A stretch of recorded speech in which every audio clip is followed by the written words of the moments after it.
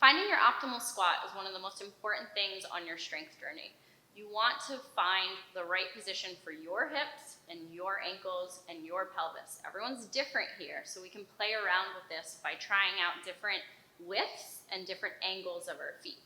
So first we're gonna start with a narrow width, which means I'm gonna think about my hip bone here, lining up with my knee and my ankle, and then I'm gonna do maybe 5% turnout here. And I'm gonna try 3 squats from that position. And it might not feel great. I'm just testing it out to see where do my hips wanna be, where do I have the most connection to my feet, to the floor, I'm not losing my balance, and where am I able to keep a pretty upright torso as I go down.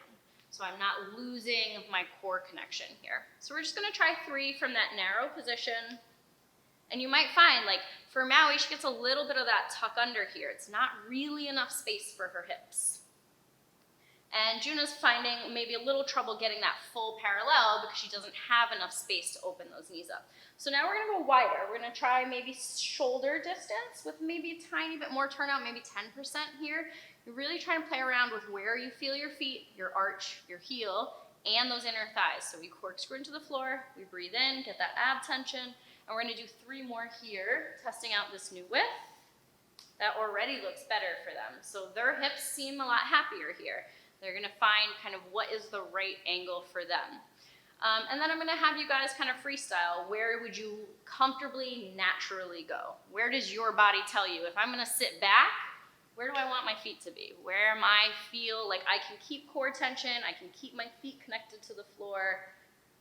Those are great.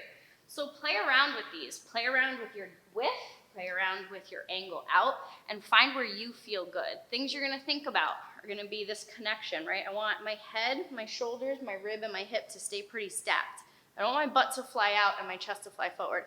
So I'm gonna find my core connection with my breath, and I'm gonna pull myself down with control.